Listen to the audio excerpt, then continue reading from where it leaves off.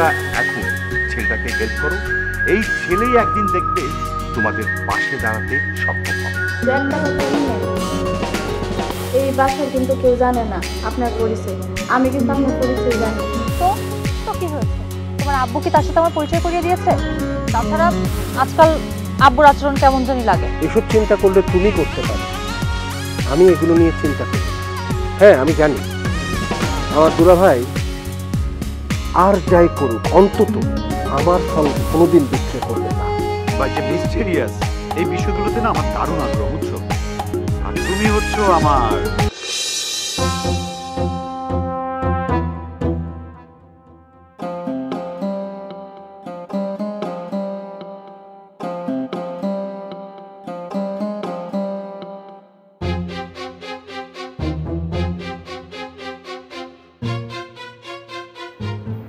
খুব বেশি ক্লান্ত? না, আজকে অফিসের কাজে বিভিন্ন জায়গায় যেতে হয়েছিল। ও, আমি তো জানতাম তোমার অফিসের কাজ শুধু তুমি অফিসে বসেই করো, আজকাল অফিসের কাজে বাইরেও যেতে হচ্ছে। আচ্ছা, অফিসের কাজে তো আমাকে বিভিন্ন জায়গায় যেতে হয়, অফিসের পরিধি বেড়েছে, অফিসে বসে থাকলে তো আর কাজ শেষ করা যাবে না। কি হলো এরকম তাচ্ছিল্যের হাসি হাসছো? ঠিক আমি বুঝতে পারছি না। তোমার তার ছেলের হাসি হাসছি না, আমি আমাদের কথা ভেবে হাসছি। অবস্থা মানে? আমাদের আবার কিসের অবস্থা? শুনো ভাইরো, তোমাকে আমি একটা কথা বলি, তুমি অফিসের ব্যাপারে অনেক কিছু আমার কাছে গোপন করতে চাইলেও সত্যিটা হলো সেগুলো আমার কাছে গোপন থাকে না। শ্যামলী, আমি তোমার কথা ঠিক বুঝতে পারছি না। তুমি কি আমাকে দয়া করে একটু খুলে বলবা তুমি আসলে কি মিন করতে চাইছো? তুমি খুব ভালো করে জানো আমি আসলে কি মিন করতে চাইছি। দেখো দেখো, সারাটা দিন আমি অফিসে প্রচন্ড ঝামেলায় থাকি, বাসায় আসি কেন? তো একটু একটু শান্তির জন্যে, সেখানেও সেখানেও তোমার এই জটিলতা আমার। আসলে এই মুহূর্তে দুলাভাই আমার পছন্দ করা পাত্রের সঙ্গে তার মেয়েকে বিয়ে দিতে রাজি হচ্ছেন না।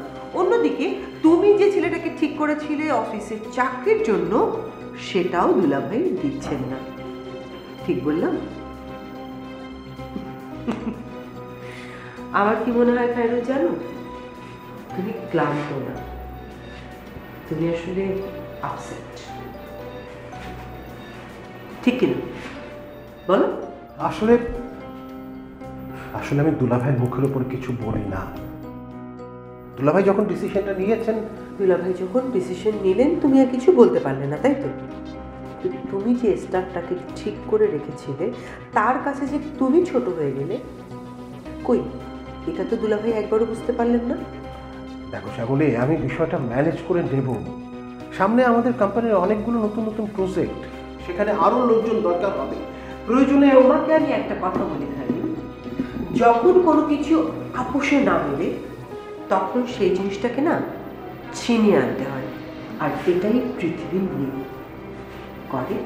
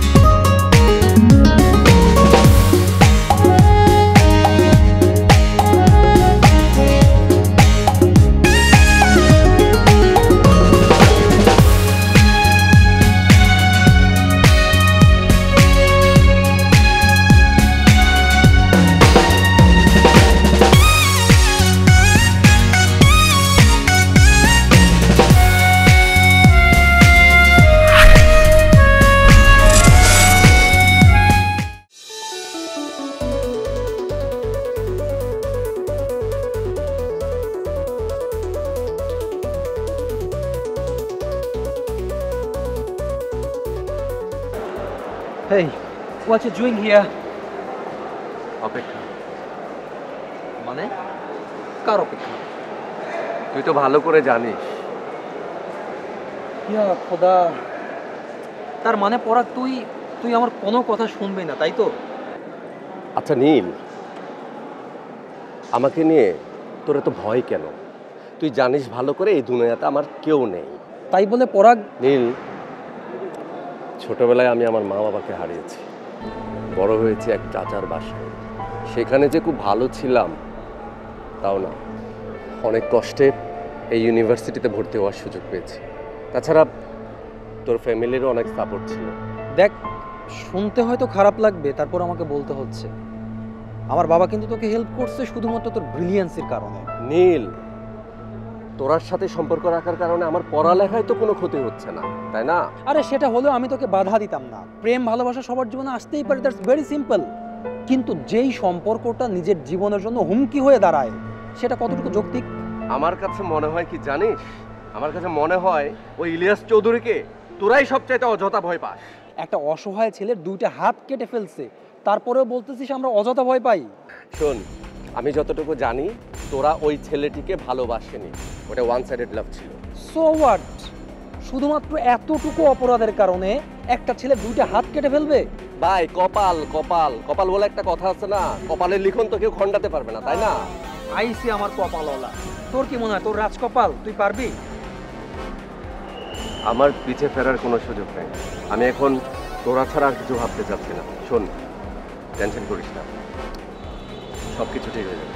It will be fine. ভালো থাক। পরাগ, দেখ, বোঝার চেষ্টা কর। পরাগ, ট্রাই টু আন্ডারস্ট্যান্ড। পরাগ,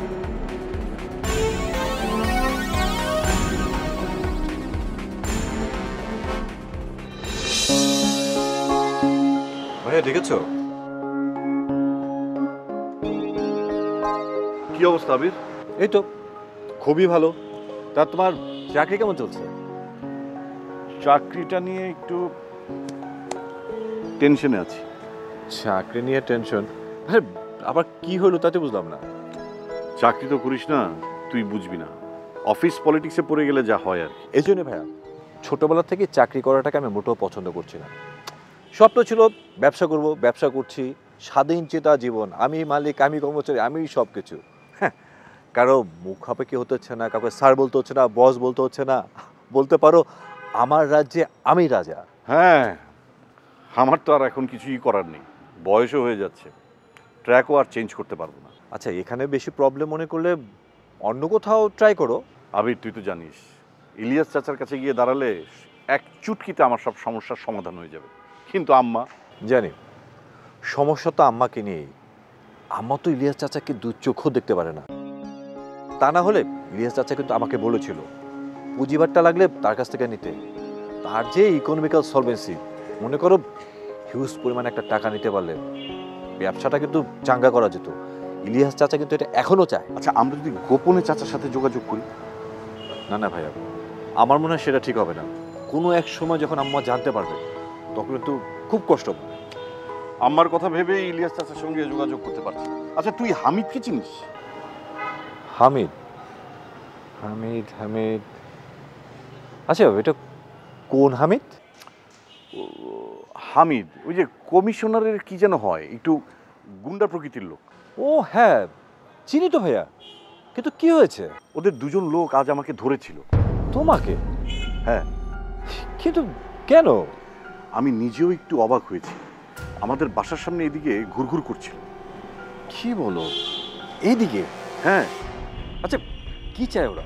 ঠিক বুঝলাম না, কোনো একটা মেয়েকে খুঁজছে। ওই হামিদের নাকি আত্মীয়। মেয়েটার মাথায় নাকি সমস্যা আছে, বাসা থেকে পালিয়েছে। বলো কি? সেই রকমই তো বললো, বাকিটা যাই না। তুই থাক, আমার একটা জরুরি ফোন এসছে।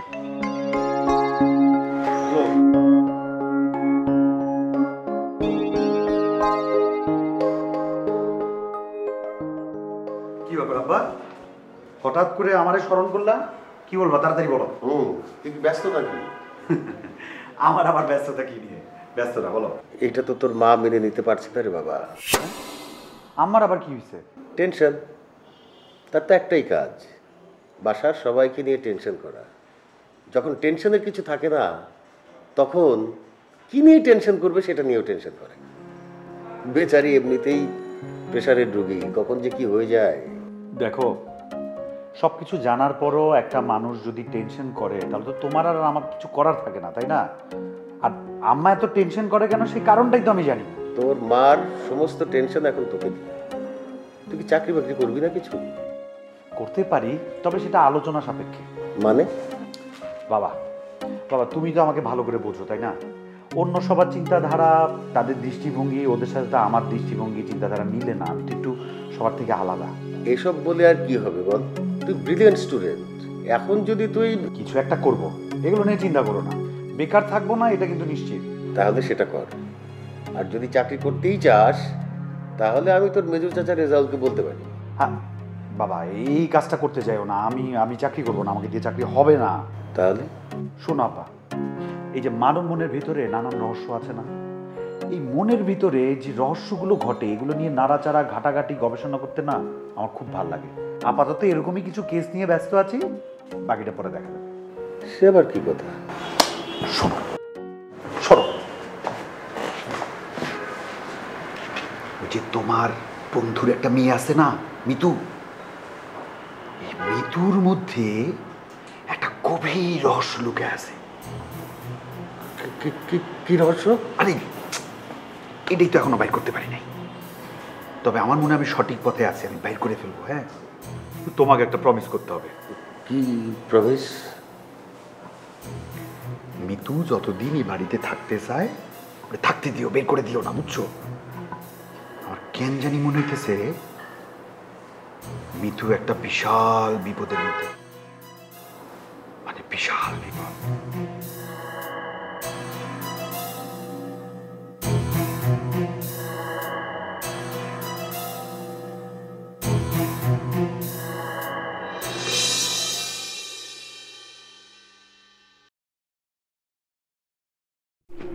তোমার প্রবলেমটা কি খায়রুল আমাকে বলবে?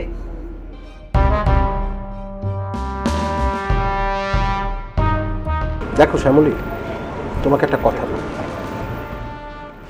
আমি কখনোই চাইনি তোমার আব্বা আমাকে নিয়ে, আমার বিষয়ে কোনো কথা দুলাভাইকে জানান। হ্যাঁ, উনি সেটা আজকে করেছে। কারণ আমি আব্বাকে কাজটা করতে বলেছি। কেন বলবে তুমি? আচ্ছা, আমি কি তোমার কাছে বা তোমার বাবার কাছে কোনো হেল্প চেয়েছি? আমি জানি তুমি চাওনি, কারণ আমি এটাও জানি তুমি হলে সেই মানুষ যে ভাঙবে কিন্তু মচকাবে না। হ্যাঁ, তুই যখন জানো, তাহলে আজকে কেন কেন দুলাভাইয়ের সামনে তুমি আমাকে এতটা ছোট করলে? খায়রুল, আমি কিছুতেই বুঝতে পারছি না এটাতে এত রিয়্যাক্ট করার কি আছে। যদি এই বিজনেসে আমার বাবা নিজে থেকে কিছু অর্থ লগ্নি করতে চায়, ক্ষতি কি তাতে? না, দুলাভাই সেটা রিফিউজ করেছেন। তোমার দুলাভাইয়ের কথা বলছো? তার তো অনেকই গো। তোমার দুলাভাই আর তার মেয়ে মিলে এখন তোমাকে ওই কোম্পানির চাকর বানিয়ে রেখেছে।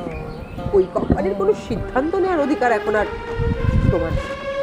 শ্যামলী, আমি এমনিতেই অফিসের বিভিন্ন বিষয়াদি নিয়ে প্রচণ্ড ঝামেলার মধ্যে, জটিলতার মধ্যে থাকি। আমি চাই না আবার নতুন করে কোনো কিছু টেনে এনে আমার জীবনটাকে আবার জটিল করে তোলো তুমি, প্লিজ। আমি যদি বলি যে তোমাকে এভাবে দেখতে আমার আর ভালো লাগছে না, যে কোম্পানিটার জন্য তুমি এত কিছু করলে, যে কোম্পানিটাকে তুমি টেনে এ পর্যন্ত নিয়ে এলে, আজ তুমি সেই কোম্পানিতে কেবল সময় সবার সব সময় একরকম যায় না শ্যামলী। সময় কিন্তু আমার জন্য আবারও ফিরবে, কিন্তু এর মধ্যে আমার বিষয় নিয়ে তোমার আব্বাকে টেনে আনাটার কোনো উচিত ছিল না। তাহলে বরং আমরা একটা কাজ করি খায়রুল। হ্যাঁ, কি? তুমি তোমার এই দুলাভাইয়ের কাছে চাকরের মতো পড়ে থাকো, আর আমাকে দয়া করে তুমি আমাকে ডিভোর্স দিয়ে মুক্তি দিও। এসব এসব কি বলছো তুমি? তুমি আমার সাথে ডিভোর্স চাচ্ছ? না, চাই না, চাই না। চাই না ঠিক তখনই যখন তুমি নিজের মতো করে কিছু করবে। আমি শ্যামলী বেঁচে থাকতে আমার স্বামী এভাবে অপমানিত হয়ে অবহেলিত হয়ে, না না না না না, আমি এটা মানতে পারবো না। আর তার জন্য আমি আজ যা করেছি তার থেকে যদি অনেক বেশি কিছু করতে হয় সেটার জন্য আমি প্রস্তুত, কথাটা তুমি মনে রেখো।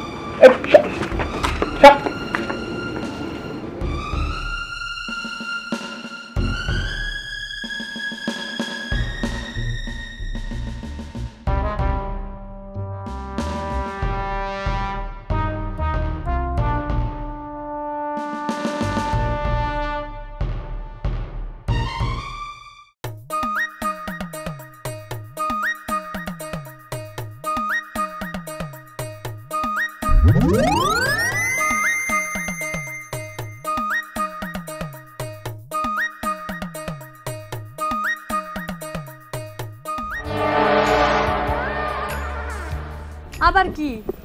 আরে কি হবে, তুমি বাসা থেকে ইদানিং কম বাইরেও নাকি? তোমার দেখতেই পাই না। আমারে তো দেহনের কামটা কি? আরে কাম আছে, তুমি তো বুঝবা না। আসলে কি কম বাইর হও? আমি করি মানুষের বাড়িতে কাম, বাজার সাথে আমার করা লাগে। আর আমি কম বাইরে চলবো কেমনে? তাহলে তোমার বেশি একটা দেখি না কেন? আপনি কি আমাকে বাড়ির সামনে সারাদিন হারাইতে হেন নাকি যে আমার আপনি দেখবেন? আমি আমার মতো নাই আর যাই। আরে কি কও, আমি তো সারাদিন এদিকেই থাকি। সারাদিন এইদিকে থাকেন মানে? দেখেন কামটা কিন্তু একদম ঠিক না। আর চাষাবান যদি দেহে এই বাড়ির আশেপাশে আমার লাগে আপনি উকি ঝুঁকি মারেন, তাহলে কিন্তু আমার চাকরি খাই দিব।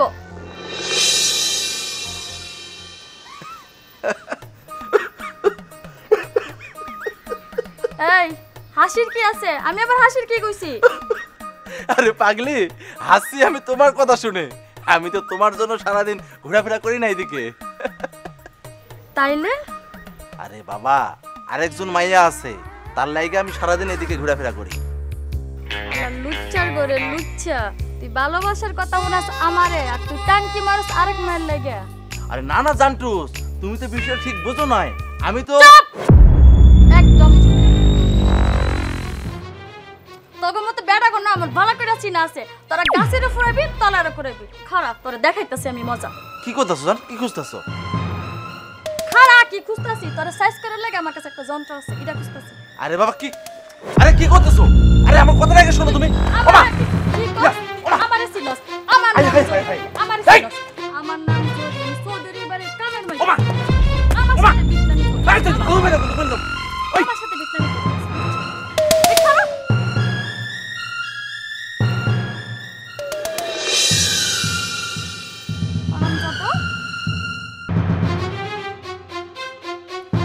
টাকাটা তোর থেকে উসুল করো, মনে রাখিস।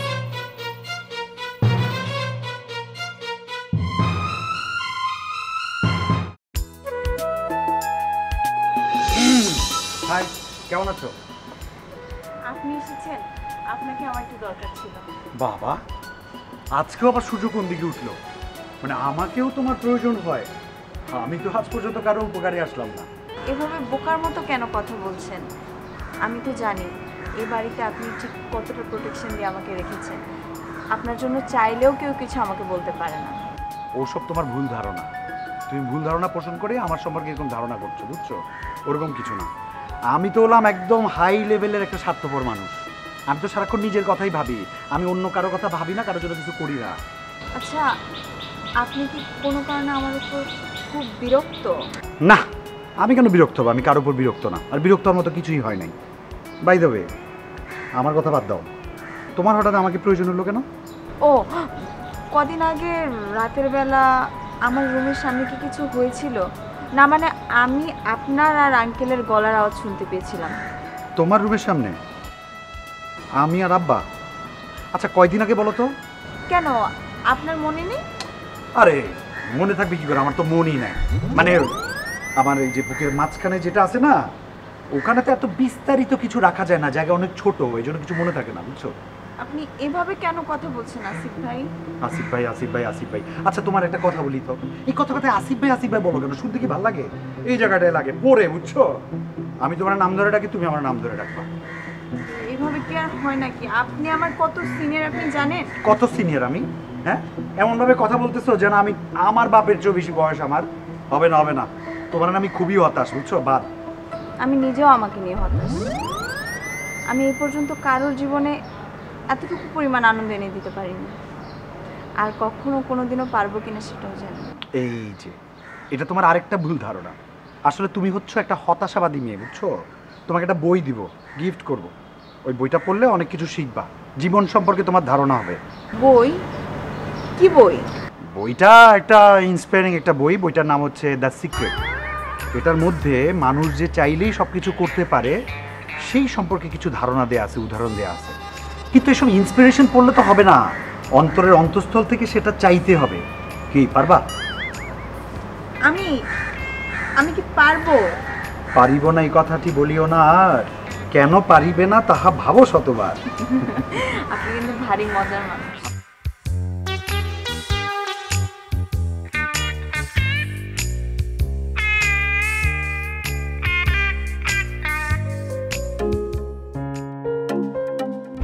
বসো বসো বসো বসো। ওয়ালাইকুম আসসালাম। তোমাকে ডেকেছি একটা বিশেষ কারণে। আমি এসব শুনতে চাই না। তাকে যাই করা লাগে তুমি তাই করবে। ওই মহিলাকে তুমি নিজে ডিল করবে।